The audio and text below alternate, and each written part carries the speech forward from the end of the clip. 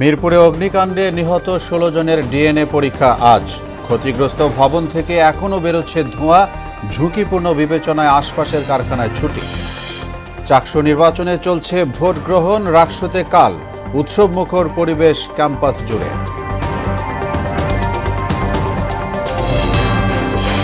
তিন দফা দাবিতে শাহবাগে এমপিওভুক্ত শিক্ষকরা, দাবি না মানলে আমরণ অনশনের হুঁশিয়ারি। এবং পাহাড়ে শান্তি ফেরাতে নেই দীর্ঘমেয়াদী পরিকল্পনা, সুবিধা নিচ্ছে তৃতীয় পক্ষ। কার্যকর পদক্ষেপ চান নিরাপত্তা বিশ্লেষকরা।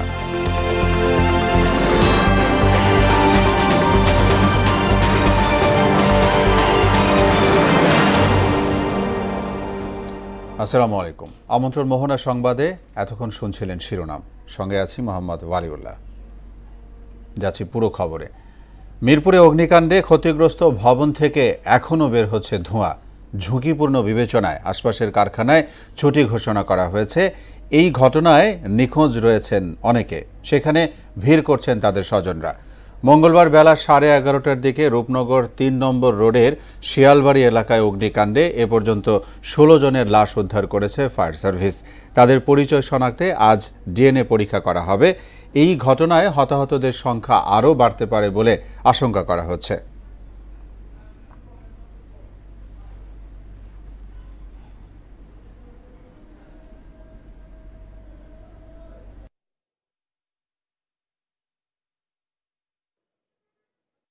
আমার একটাই ছেলেটা হারাই গেছে, মারা গেছে, জানি না জীবিত আছে না। জীবিত যদি পাই থাকে তার আলহামদুলিল্লাহ, আর যদি আল্লাহ খুশি নিয়ে থাকে তাহলে কেন মরতে হবে। যে কোনো ফ্যাক্টরি হোক, পিছন থেকে একটা গেট থাকবে, সাইডে একটা গেট থাকবে, সামনে একটা গেট থাকবে। তাহলে আমরা কি করব? পিছনের সামনের গেটের সমস্যা, আমরা পিছনের গেটে বের হব।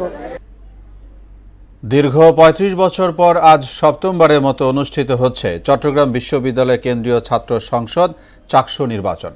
সকাল ৯টা থেকে শুরু হয়ে বিকেল ৪টা পর্যন্ত বিশ্ববিদ্যালয়ের বিভিন্ন অনুষদে ভোট গ্রহণ চলছে। নির্বাচন কমিশনের তথ্য অনুযায়ী এবারের নির্বাচনে বিশ্ববিদ্যালয়ের মোট ২৭,৫১৬ জন শিক্ষার্থী ভোটাধিকার প্রয়োগ করবেন। এবার নির্বাচনে ১২টি প্যানেল লড়ছে। ভিপি পদে ২৪, জিএস পদে ২২ ও এজিএস পদে ২১ জন প্রার্থী প্রতিদ্বন্দ্বিতা করছেন। এদিকে আগামীকাল অনুষ্ঠিত হবে রাজশাহী বিশ্ববিদ্যালয় কেন্দ্রীয় ছাত্র সংসদ রাকসু নির্বাচন। গতকাল শেষ হয়েছে নির্বাচনী প্রচার প্রচারণা, উৎসবমুখর পরিবেশ বিরাজ করছে ক্যাম্পাস জুড়ে।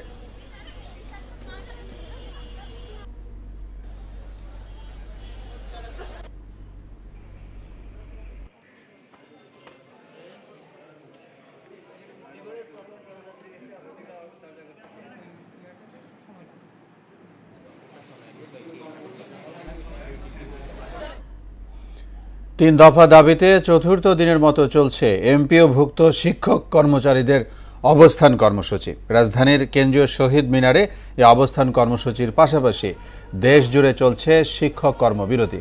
চলমান কর্মসূচির অংশ হিসেবে শাহবাগ ব্লকেড কর্মসূচিও পালন করছেন আন্দোলনরত শিক্ষকরা। মূল বেতনের উপর ২০% হারে বাড়ি ভাড়া, চিকিৎসা ভাতা ১,৫০০ টাকা এবং কর্মচারীদের উৎসব ভাতা ৭৫% উন্নীত করার ৩ দাবি বাস্তবায়নে সরকার প্রজ্ঞাপন জারি না করায় গতকাল মার্চ টু সচিবালয় কর্মসূচি পালন করতে গেলে হাইকোর্ট মোড়ে পুলিশের ব্যারিকেডে আটকে পড়েন আন্দোলনকারীরা। একই সাথে দাবি পূরণ না হলে পরবর্তী পদক্ষেপ হিসেবে আমরণ অনশনে যাওয়ার ঘোষণাও দেন তারা।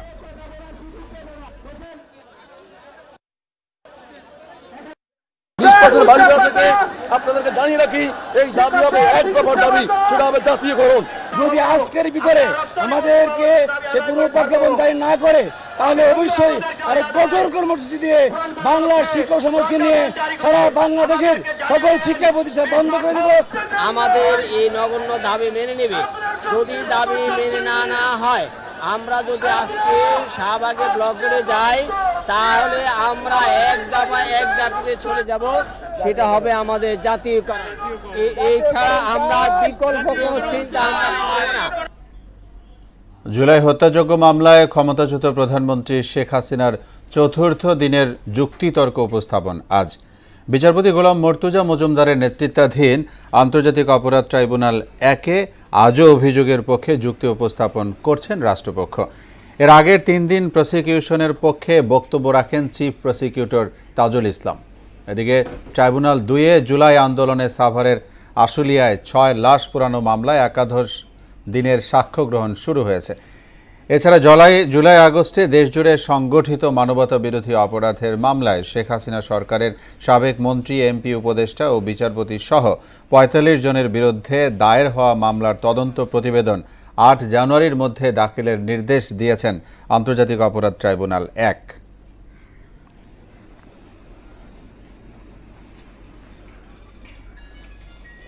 দেশে গণতন্ত্র প্রতিষ্ঠার জন্য সবাইকে ঐক্যবদ্ধ থাকতে হবে বললেন বিএনপির ভাইস চেয়ারম্যান শামসুজ্জামান দুদু। শেখ হাসিনা ক্ষমতায় থাকতে হাজারো মানুষ হত্যা করেছে বলেও মন্তব্য করেন তিনি।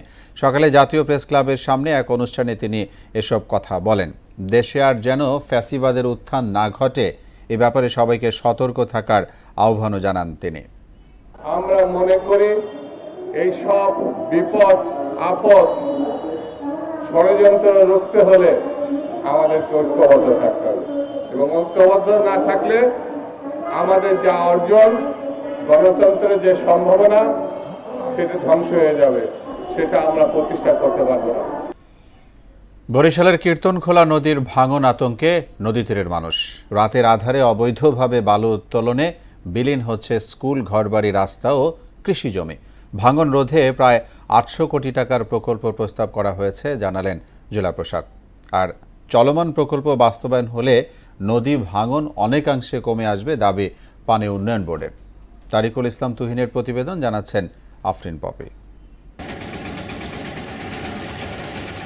বরিশালে কীর্তনখোলা নদীর তীব্র স্রোতে ইতিমধ্যেই বিলীন হয়েছে সদর উপজেলার চরমোনাই, শায়েস্তাবাদ, হিজলা ও মেহেন্দিগঞ্জ এলাকার কয়েকটি গ্রাম। বসতভিটা ও ফসলি জমি হারিয়ে অনেকেই আশ্রয় নিয়েছেন অন্যের জমিতে। ভুক্তভোগীদের অভিযোগ, প্রশাসনের প্রতিশ্রুতি ও প্রকল্প ঘোষণার পরও এর বাস্তবায়ন নেই। বড়দুয়ার ভাঙন নেওয়ার পরে আমরা এখন রাস্তার উপরে সবাই বসবাস করতে আছি। বিভিন্ন সময় দাবি দেওয়া আমরা জানাইছি সরকারের কাছে, কেউ আমাকে এ জায়গায় সরকারি কোনো অনুদান আসে নাই। আমরা চাইতেছি ভাঙনটা রোধ হোক।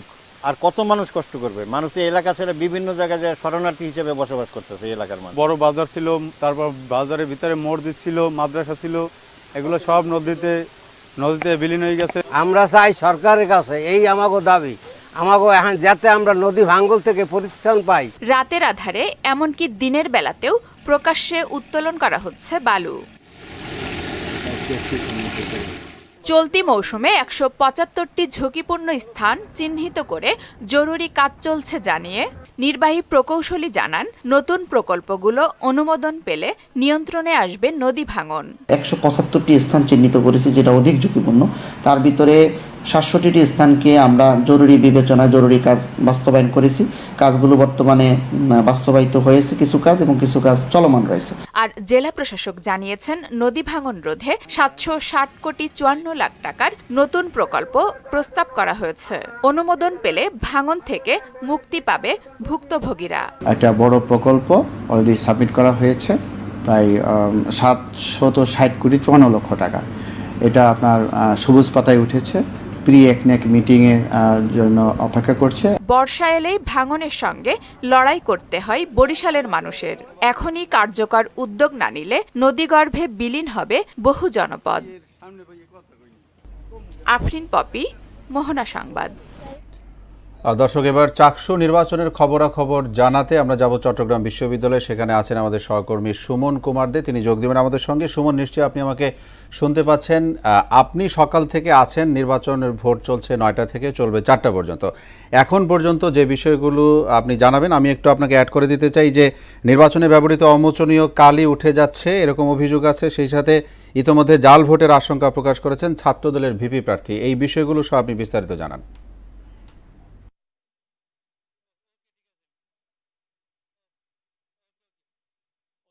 আমি এই মুহূর্তে চাকসু ভবনে রয়েছি। তো আমরা সকাল থেকে দেখেছি ভোট শুরু হওয়ার প্রায় ঘন্টাখানিক পরে ছাত্র দলের ভিপি প্রার্থী সাজ্জাদ হোসেন হৃদয় ভোট দেওয়ার পর, অর্থাৎ তিনি অভিযোগ করেছেন ভোট দিতে গিয়ে যিনি ভোট দেবেন, ভোটের যে খালি ব্যবহার করা হয় আঙ্গুলে, সেই আঙ্গুলের খালি মানে সাথে সাথে মুছে যাচ্ছে এবং তিনি কিছু মানে এই সিগনেচার ছাড়া ব্ল্যাড পেপার তারা পেয়েছেন এবং তিনি এখানে প্রিজাইডিং অফিসার সাথে কথা বলেছেন, তারা ব্লুক্রমে সেই ব্ল্যাড পেপার গুলো এখানে রাখা হয়েছে বলে তাদের কাছে স্বীকার করছে, ওরকম সাংবাদিকের কাছে তিনি অভিযোগ করছেন। এরপরে দেখে আমরা ছাত্র শিবিরের যিনি বিপি প্রার্থী রয়েছে তিনিও পাল্টা অভিযোগ করেছেন নির্বাচনের অনিয়ম বা কারচুপি হচ্ছে।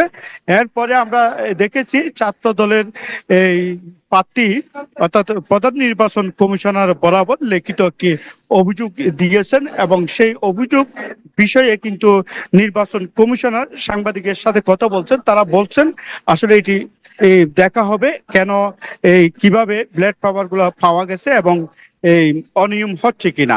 তো তিনি বলছেন অর্থাৎ শান্তিপূর্ণভাবে ভোট গ্রহণ অনুষ্ঠিত হচ্ছে, এটা শান্তিপূর্ণই হবে। অন্যদিকে আমরা শিক্ষার্থীদের সাথে কথা বলেছি, শিক্ষার্থীরা বলছেন তারা আসলে এখন পর্যন্ত সুশৃঙ্খল ভাবে তারা ভোট দিচ্ছেন এবং এখন পর্যন্ত বিশ্ববিদ্যালয়ে কোনো কেন্দ্রে বড় ধরনের কোনো ঘটনা ঘটেনি। আমরা এই মুহূর্তে যেখানে রয়েছে এখানে কিছু প্রতিবন্ধী শিক্ষার্থী রয়েছে। প্রতিবন্ধী শিক্ষার্থীদের অভিযোগ তারা তাদের নিজের ভোট কিন্তু তারা নিজে দিতে পাচ্ছেন না, অর্থাৎ তারা আবেদন করেছিল যে তারা যেহেতু দেখতে পাচ্ছেন না সেই কারণে তাদের পছন্দের বন্ধু বান্ধব দিয়ে ভোট দেওয়ার কথা তারা বলা হয়েছিল, কিন্তু তাদের ভোট দিচ্ছেন প্রধান নির্বাচন কমিশনার। তাদেরকে বলছেন তারা এই পছন্দের প্রার্থীর নাম যাকেই বলবে তাকে তিনি ভোট দেবেন। তো চট্টগ্রাম বিশ্ববিদ্যালয় থেকে এখন পর্যন্ত এই ছিল আমার কাছে সর্বশেষ। সুমন, ধন্যবাদ আপনাকে, আপনি থাকুন সেখানে, আবার আপনার সাথে যোগাযোগ করব। জুলাই হত্যাযজ্ঞ মামলায় ক্ষমতাচ্যুত প্রধানমন্ত্রী শেখ হাসিনার চতুর্থ দিনের যুক্তিতর্ক উপস্থাপন হবে আজকে। সেখানে রয়েছেন আমাদের সহকর্মী মেজবা রহমান। আমরা চলে যাচ্ছি ট্রাইব্যুনালে মেজবা রহমানের কাছে।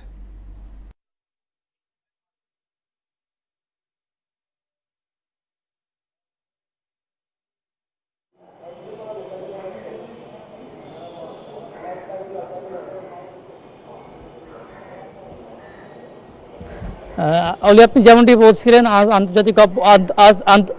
আন্তর্জাতিক অপরাধ ট্রাইব্যুনালে জুলাই আন্দোলনে মানবতা বিরোধী অপরাধ মামলায় শেখ হাসিনা সহ সাবেক স্বরাষ্ট্রমন্ত্রী আসাদুজ্জামান খান কামাল এবং সাবেক আইজিপির বিরুদ্ধে যে মামলা চলমান ছিল মানবতা বিরোধী অপরাধ মামলায়, সেই মামলার যুক্তিতর্ক উপস্থাপনের যুক্তিতর্ক খণ্ডনের আজ চতুর্থ দিনের মতো ট্রাইব্যুনাল 1-এ সেটি চলছে। বিচারপতি গোলাম মুর্তজা মজুমদারের নেতৃত্বাধীন 3 সদস্য বিচারিক প্যানেলে সেটি চলছে, যেটি যুক্তিতর্ক খণ্ডন করছেন চিফ প্রসিকিউটর তাজুল ইসলাম। তিনি এর আগে তৃতীয় দিন বিগত 3 দিনেও কিন্তু একই কাজ করেছেন, অর্থাৎ বিগত 15 বছরে শেখ হাসিনার শাসনামলে যে গুম খুন হত্যা হয়েছে সেই বিষয়টি তিনি তুলে ধরেছেন। এছাড়াও গতকাল আমরা লক্ষ্য করেছি যে জুলাই আন্দোলনের সময় যে হত্যাযজ্ঞ চালানো হয়েছে সেই ভিডিও ফুটেজ দেখানো হয়েছে এবং আজকেও চিফ প্রসিকিউটর তাজুল ইসলাম বেলা প্রায় 11:30টার পরে যে ট্রাইব্যুনাল 1-এ যেটি শুরু হয়েছে সেখানেও তিনি জুলাই আন্দোলনের সময় যে হত্যাযজ্ঞ চালানো হয়েছে, শিক্ষার্থীর উপর গুলি নির্দেশ দেওয়া হয়েছে, সেই ডকুমেন্টারি তুলে ধরা হয়েছে ট্রাইব্যুনাল 1-এ। এবং আমি এরপরেই কিন্তু শেখ হাসিনার পক্ষে রাষ্ট্রনিযুক্ত যিনি আইনজীবী আছেন তিনি তার যুক্তিখণ্ডের সুযোগ পাবেন। এবং আরেকটু জানিয়ে রাখতে চাই, ট্রাইব্যুনাল 1-এ কিন্তু আজকে আরেকটি বড় বিষয় ছিল, অর্থাৎ বিগত সময়ে যে হত্যাযজ্ঞ ছিল সারা দেশে গুম খুন হত্যাযজ্ঞ সহ ছিল প্রায় এই অপরাধে প্রায় 45 জনের বিরুদ্ধে একটি মামলা করা হয়। সেই মামলায় আজকে 17 জন উপস্থিত হওয়ার কথা ছিল, অর্থাৎ বাংলাদেশ আওয়ামী লীগের সাবেক মন্ত্রী প্রতিমন্ত্রী সাবেক এমপি সহ শেখ হাসিনার উপদেষ্টা সহ এই 17 জনের উপস্থিত হওয়ার কথা ছিল। সেখানে আমরা দেখেছি কর্নেল ফারুক খান সহ বাকি 16 জন উপস্থিত ছিল, যেখানে জুনায়েদ আহমেদ পলক, সালমান এফ রহমান, দীপুমণি সহ হাসানুল হক আরও অনেকেই ছিলেন, সাবেক আওয়ামী লীগের মন্ত্রী উপমন্ত্রী অনেকে উপস্থিত ছিলেন। এবং আরেকটু বিষয় আমি জানিয়ে রাখতে চাই, ট্রাইব্যুনাল 2-এ কিন্তু সাভারের আশুলিয়ায় 6 লাশ পোড়ানো সহ 7 জনকে হত্যা মামলা আজকে 11তম দিনের সাক্ষ্য গ্রহণ ছিল। সেখানে আমরা দেখেছি যে আসামিদের মধ্যে 8 জন আসামির মধ্যে 16 জন আসামির মধ্যে 8 জন উপস্থিত এবং বাকি 8 জন পলাতক রয়েছে। সেই সাক্ষ্য গ্রহণটি ট্রাইব্যুনাল 2 এখনো চলছে। এবং আরেকটা বিষয় জানিয়ে রাখতে চাই, চট্টগ্রামে রাউজানে যে সাবেক এমপি ছিল আওয়ামী লীগের ফজলে করিম চৌধুরী, সেই চট্টগ্রামে একটি হত্যা মামলায় আওয়ামী লীগের সাবেক এমপি ফজলে করিম চৌধুরী, চট্টগ্রাম সাবেক পুলিশ কমিশনার সহ 3 জনের বিরুদ্ধে প্রোটেকশন ওয়ারেন্ট জারি করেছে ট্রাইব্যুনাল। এই ছিল আমার এবং আরেকটু জানিয়ে রাখতে চাই একই সঙ্গে বলি, সেটি হচ্ছে যে 45 জনের বিরুদ্ধে যে একটি তার আসামি ছিল সারা দেশে হত্যাযোগ্য বিষয়, সেই আসামিদের পরবর্তী শুনানি আগামী 8 ডিসেম্বর নির্ধারণ করেছেন ট্রাইব্যুনাল 1। এই ছিল আমার কাছে ট্রাইব্যুনাল থেকে সবশেষ তথ্য বলি। অনেক ধন্যবাদ মেজবা আপনাকে আমাদের সঙ্গে যুক্ত হয়ে শেষ খবর জানানোর জন্য। দর্শক, এবার আমরা যাব ঢাকা মেডিকেলে। মিরপুরে অগ্নিকাণ্ডের ঘটনা নিহত 16 জনের ডিএনএ পরীক্ষার জন্য সেখানে আছে সহকর্মী উষা ফেরদৌস, তার সাথে আমরা যুক্ত হব সেখানে। উষা আমাদের সঙ্গে ঢাকা মেডিকেল থেকে যুক্ত হচ্ছেন। ফেরদৌস, যারা নিহত হয়েছে তাদের পরিচয় শনাক্তের জন্য লাশ নেওয়া হয়েছে, আপনি সেখানে আছেন, কি খবর সবশেষ জানাবেন আমাদের।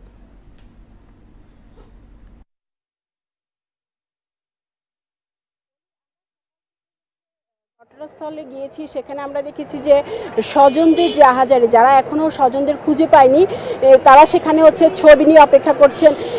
সেখানে একটি হৃদয় বিদারক ঘটনা এবং হচ্ছে যে আগুন, রাসায়নিক গুদামের যে আগুন, সেটি কিন্তু এখনও নেভেনি এবং কখন পর্যন্ত নেভানো সম্ভব হবে এবং কখন পর্যন্ত ঘটনাস্থলে হচ্ছে আইনশৃঙ্খলা বাহিনী কিংবা উদ্ধার কর্মীরা যেতে পারবে সে বিষয়ে এখনও কোনো নিশ্চিত তথ্য নেই। এবং হচ্ছে এবার ঢাকা মেডিকেল কলেজের কথা যদি বলি, সেখানে হচ্ছে পরিচালক কিছুক্ষণ আগে গণমাধ্যম কর্মীদের সংবাদ সম্মেলনে জানিয়েছেন যে যেই 16 জনের মরদেহ ঢাকা মেডিকেলের ইমার্জেন্সি মর্গে আছে, সেখানে 9 জন হচ্ছে পুরুষ এবং 7 জন নারী।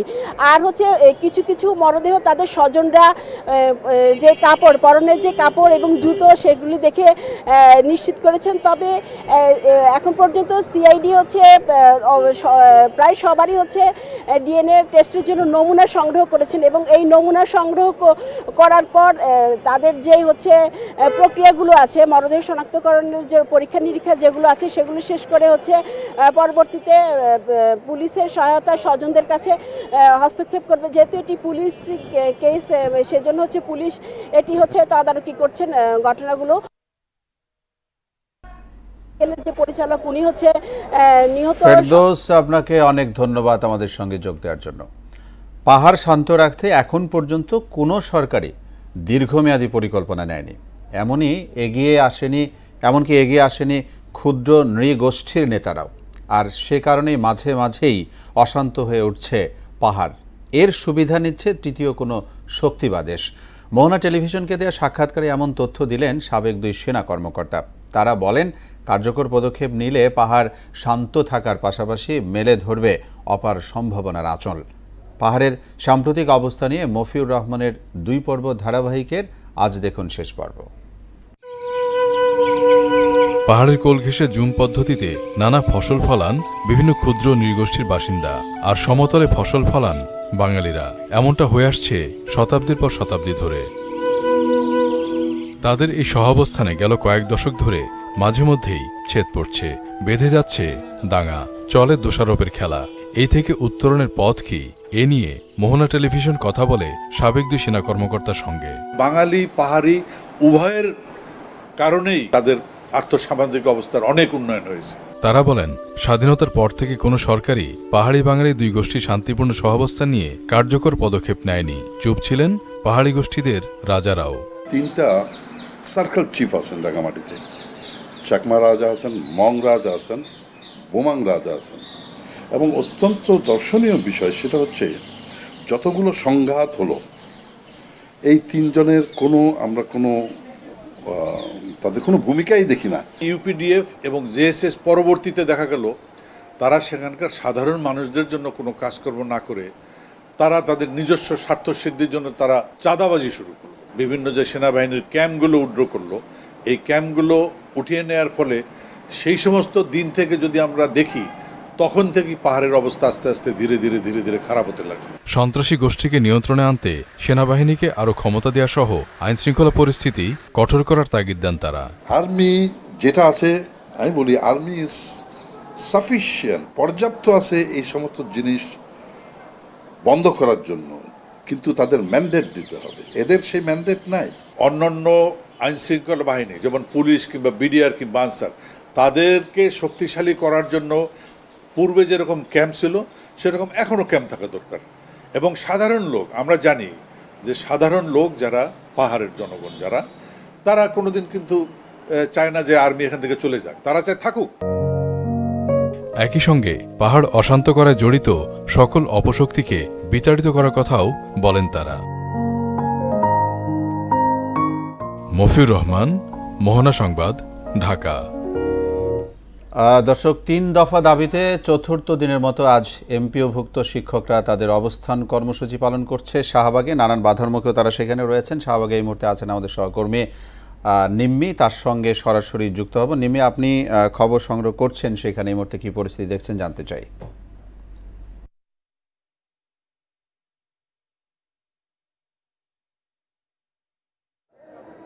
ধন্যবাদ আপনাকে। আপনি যেমনটি বলছেন, এই মুহূর্তে আমি আছি শহীদ মিনারে। শাহবাগে তাদের যে অবস্থান কর্মসূচির কথা ছিল, এই এমপিওভুক্ত শিক্ষকদের যে অবস্থান কর্মসূচির কথা ছিল সেটি কিন্তু এখন পর্যন্ত শুরু হয়নি। তো এখানে যে সিনিয়র যে নেতারা রয়েছেন শিক্ষকরা, তারা কিন্তু এখন পর্যন্ত তাদের অভ্যন্তরীণ যে কিছু কথাবার্তা রয়েছে বা মিটিং রয়েছে সেটি এখন পর্যন্ত তারা চলমান রেখেছে। এবং একই সাথে এখানে আরও বেশ কয়েকজন শিক্ষকের সাথেও আমি কথা বলেছি। তারাও কিন্তু বিভিন্ন জায়গা থেকে তারা এখানে এসেছেন এবং এই আন্দোলনের অংশ হিসেবে এখানে এই অংশগ্রহণ করেছেন এবং লাগাতার তারা তাদের যে দাবি আছে 3 দফা দাবি, সেটি নিয়ে কথা বলছেন। এবং তাদের 3 দফা দাবির মধ্যে যেটি মূল বেতনের উপর 20% হারে বাড়ি ভাড়ার যে বিষয়টি রয়েছে সেটি চাওয়া হচ্ছে এবং চিকিৎসা ভাতা 1,500 টাকা চাওয়া হচ্ছে। একই সাথে কর্মচারীদের যে উৎসব ভাতা রয়েছে সেখানে কিন্তু 75% আসলে উন্নীত করার তারা 3 দফা দাবি জানিয়েছেন। এবং শিক্ষকদের সাথে যখন কথা বলেছি এখানে, তখন কিন্তু তারা বলেছেন যে এই যে দাবিগুলো রয়েছে এগুলো যদি আজকে দুপুর 12টার মধ্যে, প্রথমে তারা বলেছিলেন যে দুপুর 12টার মধ্যে যদি সেগুলো না মানা হয় সেই ক্ষেত্রে তাদের 1 দফা দাবিতে চলে যাবে, যেটি হচ্ছে জাতীয়করণ। কিন্তু এখনও যেহেতু তারা অভ্যন্তরীণ মিটিংগুলোই করছেন এবং অভ্যন্তরীণ আলোচনার মধ্যেই রয়েছেন, এখন পর্যন্ত তারা আসলে শাহবাগে যে অবরোধ কর্মসূচি সেটির মধ্যে যেতে পারেননি। তো এখানে আসলে এখন পর্যন্ত তারা সবশেষ সাংবাদিকদের সাথে যখন কথা বলেছেন তখন কিন্তু তারা বলেছেন যে তারা আশ্বাস পেয়েছেন যে হ্যাঁ, তাদের দাবি দাওয়া মানা হতে পারে। তো এখন পর্যন্ত তারা শাহবাগে যাওয়ার জন্য প্রস্তুতি নেয়নি। তবে যদি দাবি তাদের নির্দিষ্ট বা চাওয়ার সময়ের মধ্যে না মানা হয় তাহলে কিন্তু তারা শাহবাগের এই অবরোধ কর্মসূচিতে তারা এগোবেন। তো এই ছিল আমার কাছে শহীদ মিনার থেকে সর্বশেষ। ফিরবো আপনার কাছে। জি নিম্মি, আপনাকে ধন্যবাদ। অস্ত্রবিরতি ভেঙে আবারও পাল্টাপাল্টি হামলা হয়েছে পাকিস্তান ও আফগানিস্তানের মধ্যে। মঙ্গলবার রাত থেকে আফগান সেনাবাহিনীর 4টি সীমান্ত পোস্ট এবং 6টি ট্যাঙ্ক ধ্বংসের দাবি করেছে পাকিস্তানের সেনাবাহিনী। বিস্তারিত জানাচ্ছেন ইশতিয়াক হোসেন। আবারও উত্তপ্ত পরিস্থিতি পাকিস্তান আফগানিস্তান সীমান্তে। মঙ্গলবার রাত থেকে কুররম জেলার সীমান্তে দুদেশের সেনাদের মধ্যে তীব্র গোলাগুলি চলে। এতে আফগান সেনাবাহিনী 4টি সীমান্ত পোস্ট ও 6টি ট্যাঙ্ক ধ্বংসের দাবি করে পাকিস্তান সেনাবাহিনী। সংবাদ মাধ্যম জিও নিউজের তথ্য মতে মঙ্গলবার কুররম সীমান্তে পাকিস্তানের সেনাবাহিনীকে লক্ষ্য করে হামলা চালায় আফগানিস্তানের যোদ্ধা এবং নিষিদ্ধ রাজনৈতিক গোষ্ঠী তেহরিকি তালিবান পাকিস্তান টিটিপি। জবাবে আফগানিস্তানের খোস্ট প্রদেশের শামশাদ ও নার্গসার পোস্টে বিমান ও স্থল হামলা চালায় পাকিস্তান সেনারা। এতে আফগান সেনাদের বেশ কয়েকটি ট্যাঙ্ক ধ্বংসের পাশাপাশি টিটিপির এক শীর্ষ কমান্ডার নিহত হন। এরপর তুর্কমানজাই ও পোলসেন পোস্টেও হামলা চালিয়ে সেগুলো ধ্বংস করে পাক সেনাবাহিনী। এর আগে 11 অক্টোবর আফগান সেনারা পাকিস্তানের আঙ্গুর আড্ডা, বাজারু সহ বিভিন্ন এলাকায় হামলা চালায়। ওই সংঘাতে 200 জনের বেশি আফগান যোদ্ধা এবং 58 পাকিস্তানি সেনা নিহত হয়েছেন বলে দাবি করে পাকিস্তানের আন্তঃবাহিনী জনসংযোগ দপ্তর ISPR। আফগানিস্তানে টিটিপি নেতাদের আশ্রয় দেওয়ার অভিযোগে 9 অক্টোবর কাবুলে বিমান হামলা চালায় পাকিস্তান। আফগান সরকার বলছে ওই হামলার মাধ্যমেই পাকিস্তান তাদের সার্বভৌমত্ব লঙ্ঘন করে। এর জবাবেই 11 অক্টোবরের হামলা চালানো হয়। ইশতিয়াক হোসেন, মোহনা সংবাদ। ইসরায়েলি হামলায় গাজায় আরও 9 ফিলিস্তিনি নিহত হয়েছে। IDF এর দাবি, সন্দেহভাজন হিসেবে তাদের উপর গুলি ছুড়ে তারা। এতে 68,000 ছুঁই করছে প্রাণহানি। এরই মধ্যে আরও 4 ইসরায়েলি জিম্মির মরদেহ ফেরত দিয়েছে হামাস। মঙ্গলবার গাজা সিটি থেকে আন্তর্জাতিক সংস্থা রেড ক্রসের কাছে দেহাবশেষ হস্তান্তর করা হয়। এ নিয়ে ৮ জিম্মির মরদেহ ফেরত দিল হামাস। এদিকে প্রতিশ্রুতি দিলেও মিশর সীমান্তবর্তী রাফা ক্রসিং দিয়ে ত্রাণ প্রবেশ বাধা দিচ্ছে ইসরায়েলি সেনারা। বর্তমানে গাজায় প্রবেশের অপেক্ষায় প্রায় ২ লাখ মেট্রিক টন ত্রাণ আটকে আছে বিভিন্ন সীমান্তে। এ ছিল এখনকার মতো সংবাদ। শেষ করব, তার আগে শিরোনামগুলো জানাবো আরও একবার।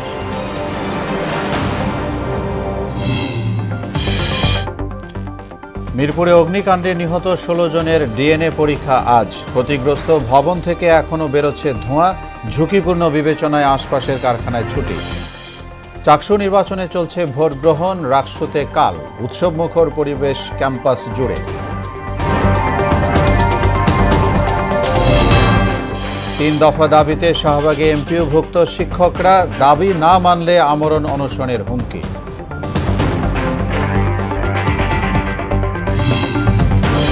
এবং পাহাড়ে শান্তি ফেরাতে নেই দীর্ঘমেয়াদী পরিকল্পনা। সুবিধা নিচ্ছে তৃতীয় পক্ষ।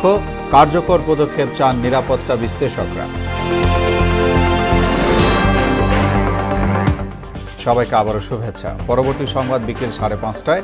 এর আগে বিকেল 3টায় দেখবেন সংবাদ এক নজরে। মোহনার সবশেষ খবর জানতে ভিজিট করুন www.mohana.tv। সংবাদ দেখতে পারেন ফেসবুক ও ইউটিউবে। এতক্ষণ সঙ্গে থাকায় ধন্যবাদ।